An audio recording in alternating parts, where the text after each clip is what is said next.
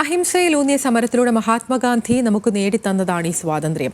ഗാന്ധിയൻ ആശയങ്ങളെ മുറുകെ പിടിക്കേണ്ട ഒരു കാലത്തിലൂടെയാണ് നമ്മൾ കടന്നു പോകുന്നത്. ഗാന്ധിയൻ ആശയങ്ങളെ വീണ്ടും ഓർമ്മപ്പെടുത്തുകയാണ് കൊച്ചി ദർബാർ ഹാളിലെ പ്രദർശനം.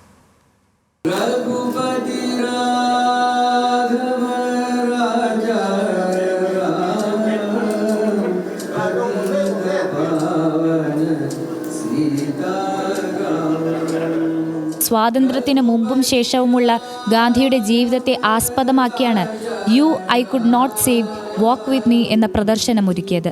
ഗാന്ധിജി വെടിയേറ്റു വീണ നിമിഷത്തെ അനുസ്മരിച്ചുകൊണ്ട് കൃത്യം 5:17 കൊച്ചി ദർബാർ ഹാൾ ആർട്ട് സെന്ററിൽ മതേതര ഇന്ത്യക്ക് വേണ്ടിയുള്ള പ്രത്യാശയുടെ വിളക്കുകൾ തെളിഞ്ഞു. പ്രൊഫസർ സുധീർ ചന്ദ്രയുടെയും പ്രൊഫസർ KP ശങ്കരന്റെയും സാന്നിധ്യത്തിൽ നടന്ന ചടങ്ങിൽ ശ്രീവത്സൻ ജെ മേനോനും സംഘവും ഗാന്ധിജിക്ക് പ്രിയപ്പെട്ട രഘുപതി രാഘവ രാജാറാം ആലപിച്ചു.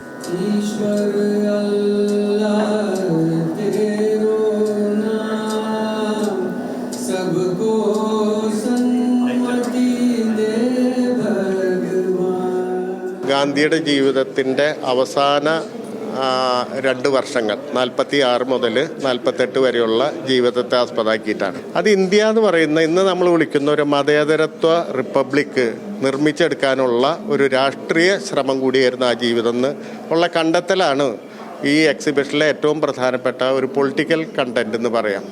നഖലിയിലും ബംഗാളിലും ബീഹാറിലും ഗ്രാമങ്ങളിൽ മറഞ്ഞുകിടക്കുന്ന ഗാന്ധിയൻ അഹിംസയുടെ വിത്തുകളാണ് പ്രദർശനത്തിലൂടെ വീണ്ടെടുക്കാൻ ശ്രമിച്ചത്.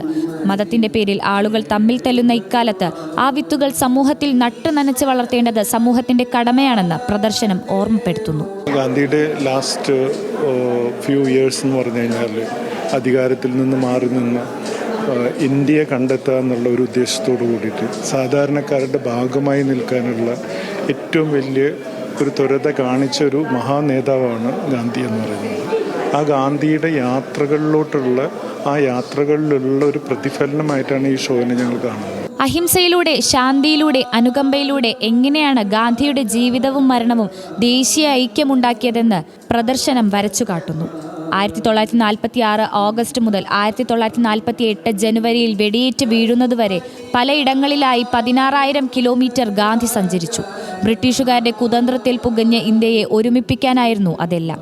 പരസ്പരം കൊല്ലുന്നതിൽ നിന്നും അകന്നു നിൽക്കാൻ ഗാന്ധി മനുഷ്യരെ പ്രേരിപ്പിച്ചു. ഒടുവിൽ 1948 ജനുവരി 30 ഗാന്ധി വെടിയേറ്റു മരിച്ചു. 1946 മുതൽ 48 വരെയുള്ള ഗാന്ധിയുടെ യാത്രകളാണ് പ്രദർശനത്തിലുടനീളം.